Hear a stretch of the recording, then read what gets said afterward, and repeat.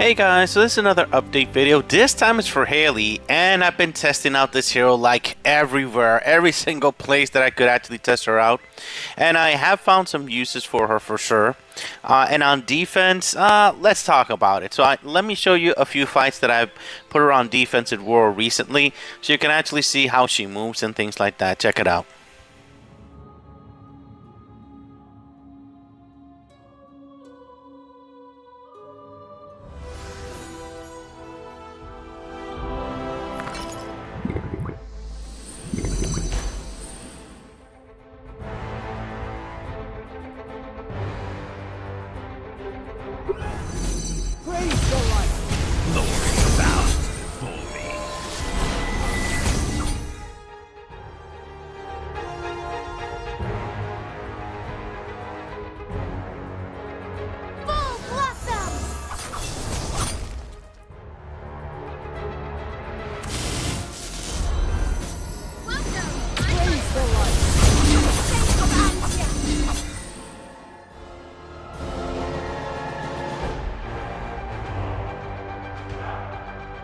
Fire leads us to eternity!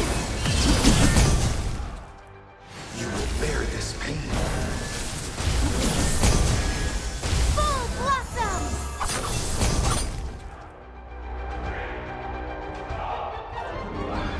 Let the roses show you good time.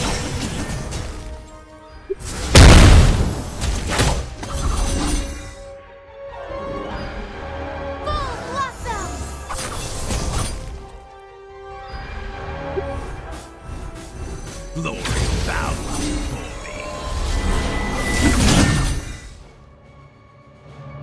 Full blossom!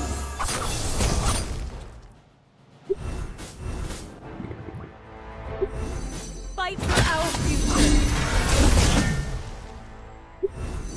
For the sake of Antia!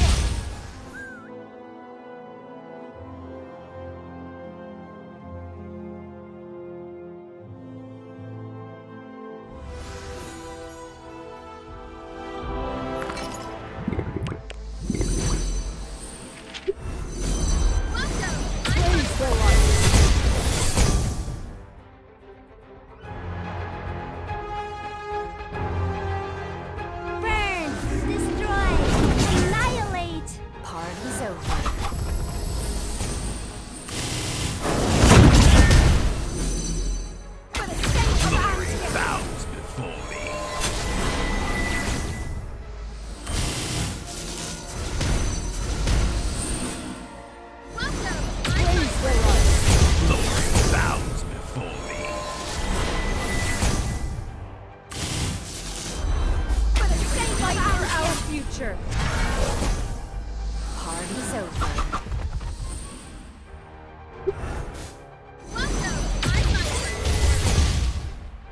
So yeah, on defense, she definitely has a bunch of uses, especially in the start of the fight. You can see the barrels that are created instantaneously because I do have her a +5 there. And every single turn, one barrel is created, one barrel is created. So, by the way, the barrels they do have a color, and it is yellow. So if you fight against her and she's on defense, she's +5, do take into account they're yellow barrels in that situation, for sure. So when I've been using her, more than anything is on the attack. On defense, I have seen a few good interactions with her, but on the attack, I've been using her like so much. But more than anything, I decided to actually use her on my second yellow team, like getting my absolute best heroes on my first main yellow team, and just make a second yellow team that is just around her specifically. Like, do boost a little bit of attack, cleansing, dispelling, things like that. But at the same time, adding 2 more heroes that is going to give her a lot of shields for her to survive and eliminate enemies that have a lot of healing, especially the ones that have Alia misplaced on defense. So it doesn't matter which war, I always find somebody that has their Alia misplaced. So that's where I'm going to bring in my Haylee to actually destroy them in that situation. And when that happens, she does a lot of damage. Check it out.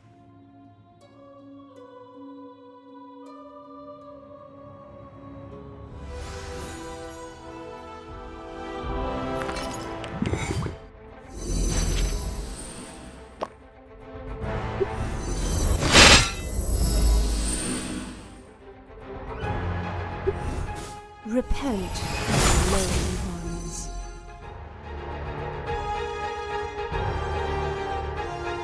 I can make it through.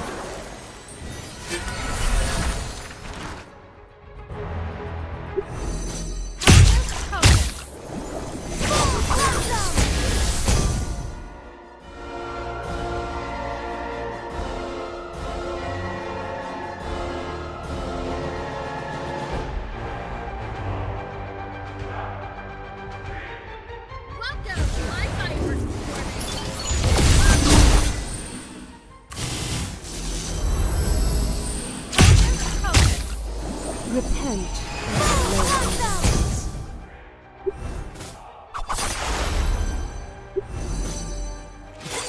I can make it through.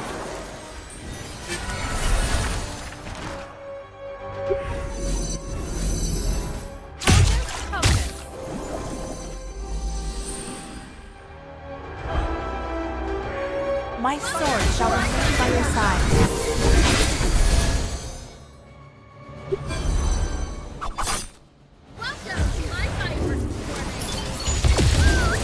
Well, yeah, exactly like Molly, you can actually make a team that is around that hero specifically. I think I'm going to do the same thing with Molly. Instead of making her on my main team, I'm going to make a green team just for her and make Haylee the main hero on my second yellow team to eliminate teams that have healing in that situation. So remember, guys, the main reason why so many players have said that they've had more problems with PvP, the main reason is that they don't have enough realm heroes. They don't have enough team realm heroes. They don't have enough enemy realm users and things like that. So that is the main reason I'm seeing, because the best defense teams have one team realm user and also an enemy realm user in that situation. Because if you don't deal with the realms, sooner or later you're going to lose, or yeah. So it's super important to actually have realm heroes. So that is one of the main reasons why I said that Haylee is a must-have. She's not going to be one of the top must-haves. As I said in the last video, I don't think she's going to make the top 10. However, in general, you need realm heroes, and you need as many as you can. Because at the end of war, you will notice that you want to attack a team. In defense, things like that, but you're going to hesitate to attack that team because they have realm heroes on defense. So you need as many realm heroes as much as possible to be able to defeat those teams as much as possible. It doesn't matter if the realm is not exactly completely essential at that very moment. Just the ability to eliminate that realm is going to give you the edge of most of the fight. So that's why I said that Haylee is a must-have. And in general, I mean, you got to have realm heroes in general, guys. Now, for Haylee specifically, at +0, beating teams that have Alia is a nightmare for everybody in free-to-play, cheap-to-play, and things like that. And forcing them to not heal is essential to be able to beat those teams. And if you heal and they don't, that's going to give you a huge advantage. So at +0, she's definitely going to be useful for you, especially if you have resonance. Focus on yellow. That's another thing that I wanted to mention. Most players do not have yellow very high resonance in that situation, so yellow is going to be weak for them in that situation. So if that's your situation, you can decide to not get Haylee unless you decide to actually raise your resonance in yellow. However, if you do have a good amount of resonance in yellow, I can recommend to get Haylee. She's a very good hero on the attack. I'm actually impressed of how good she is on the attack, because on the attack, the main difference is when she's a +3, when she lowers the mana gain from the enemy, and the +5 and things like that. The rest of the awakening abilities are pretty much making her even better on defense in that situation. And that's another thing that I wanted to mention, because the thing is that she is the only hero in the entire game that every single turn that passes, on defense, she will create a barrel, a stone that that is not good for the enemy on defense. So that makes me think that in the future they may release even more heroes. That every single turn that passes on defense, they're gonna create turn a stone into whatever they're creating there. So if there's more of one of those heroes in the future, Haylee and another hero, or Haylee another hero and a third hero, that's gonna be pretty freaking disgusting on defense in the future. So if that is the direction in which we're going, yeah, I'm ready for it. Because I actually got her +5. So whichever hero they release next that actually creates stones and different ones, I'm gonna get that hero and I'm gonna test it on defense, because having 2 heroes that do that, or even 3, is gonna be pretty crazy, especially in the beginning of the fight. Probably is gonna change a bunch of stones in the very beginning. So so that with the artifact, yeah, that's gonna be pretty crazy, guys, for sure. But to sum it up, I highly recommend you to get this hero specifically for the realm ability. You need realms. You need a good realm. Preventing healing completely on your enemy and at the same time doing extra damage is pretty useful in general. Let's talk about her awakenings real quick. At +1, usually every single hero that is a realm hero, you need to have the +1 to actually get this awakening in this situation right off the bat. You start the fight, you counter the enemy's realm and things like that. Very important stuff in that situation. The +1 with the barrels, when you actually start awakening her, that's because you want to put her on defense. And this ability every single turn, I've seen some situation in which the enemy actually loses the entire fight just because one of these barrels stunned their specific enemy, the specific hero, which is Egina. If Egina gets stunned by this, it's game over for her. So that's a really welcome surprise when I saw that fight there. The +3, I'm really a big fan of the +3 because of the 30% less mana gain in that situation.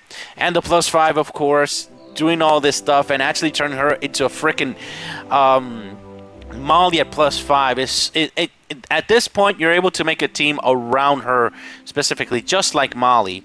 However, if you're thinking of specifically which awakening to use, you can have her at +0. That's the good thing about this hero. You can actually get her at +0 and you do pretty much all of the abilities that you actually see, and getting the 25% mana gain to Leviathan. As I mentioned in the first video, you can actually make a team out of her own faction, or on her own, she's going to gain mana on her own in that situation, so she doesn't really need a lot of help with mana, that situation. So yeah, she does a lot of things, and there's a few fights that I've been surprised by her, but you really do need to get a good weapon for her, because if not, she's going to die. She needs a really good shield weapon. Her weapon is the best one, but you can actually put other shield weapons on her for sure.